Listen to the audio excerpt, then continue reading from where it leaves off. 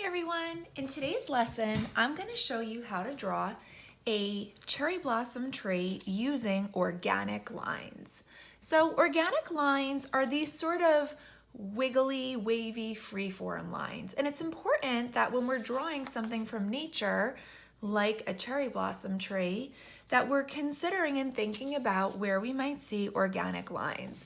Because if we use the opposite of organic lines, which would be geometric lines, those more kind of straight edge lines, we tend to get something that looks less natural. Now, this is okay if you like to draw like this sometimes, but if we're trying to capture the way something looks in nature, we typically see those imperfect organic lines. Now, I'm going to be drawing the cherry blossom tree for you guys with Sharpie so it shows up well on the video, but I would like you to start with pencil in case you make mistakes.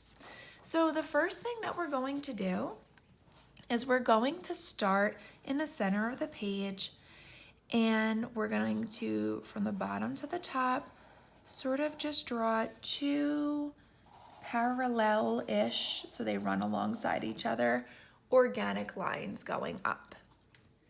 Now, if at any point while you're watching this, you want to pause the video so that you can take your time to draw something, definitely do that. I think that's one of the best things about drawing tutorials is that everyone can do it at their own pace.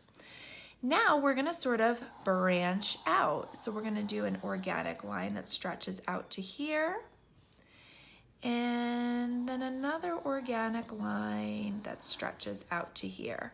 Now what we're going to do is we're going to start to turn these into sort of a Y shape. So if we think about like a letter Y, it has this part that comes up here, right?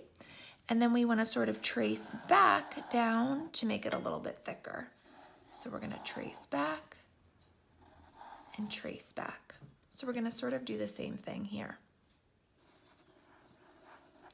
where we're going to make this into sort of a Y. And like I said, pausing the video is so helpful. Now what I'm going to do is I'm going to just start adding branches onto these. So I'm making sort of another little Y. And you can follow this exactly if you're comfortable with that.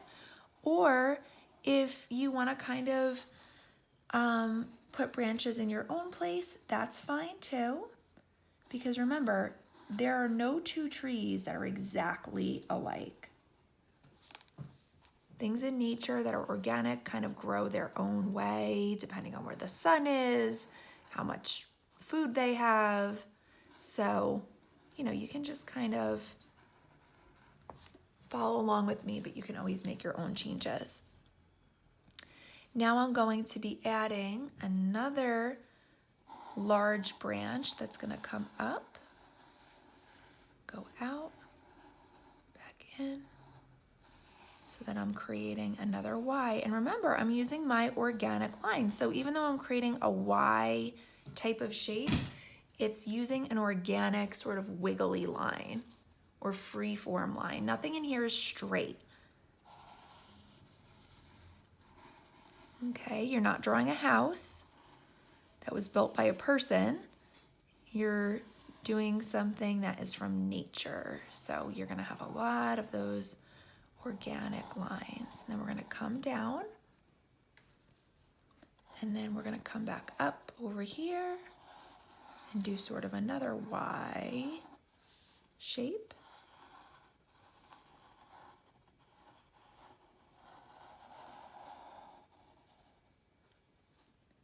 Now I'm going to come up here and make one more set of branches, and then we'll start to add some textures and details onto here.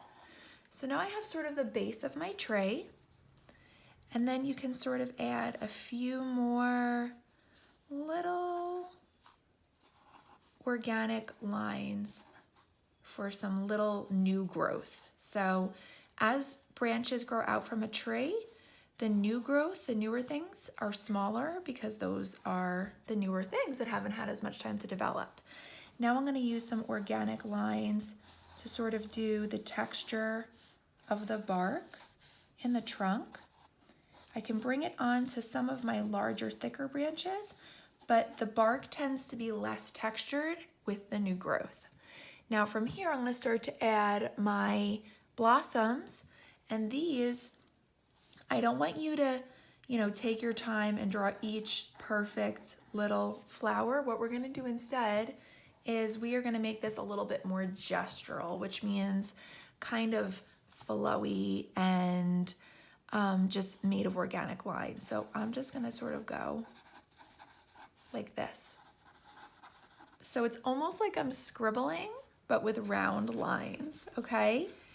And this tends to, when you're looking at it up close, it kind of looks like nothing, but it's a really fun way to sort of fill in those little bunches of flowers.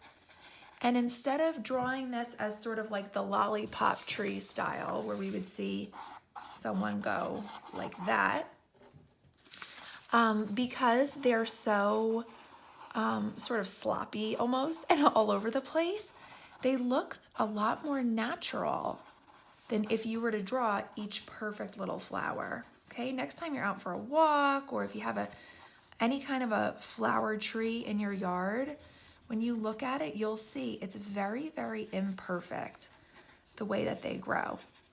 And it's just so beautiful. That's one of the nice things about like when you're drawing things from nature, is that they're not symmetrical. You don't have to draw it with a ruler. You can use these organic lines to create these really beautiful, natural looking pictures. Okay, so I would go ahead and, now I'm going super fast right now because I don't want this to be the world's longest video, but like I said, please take your time, pause the video. You don't have to finish it in the same amount of time that it takes me. Then from here, what I'm going to do is just add a few little petals falling down from the tree, because it's just such a pretty effect when there's a little wind in the springtime. And then I'm going to have a few sort of scattered on the ground here. So again, these are just like little like blip, like just like little scribbles, okay? And there we have our tree all drawn out. Then you can go ahead and I used black and brown crayon to create some different colors in the bark, and just a light pink, and every once in a while I would dot it with a dark pink. And any materials you have to use, you can color this with. Have fun!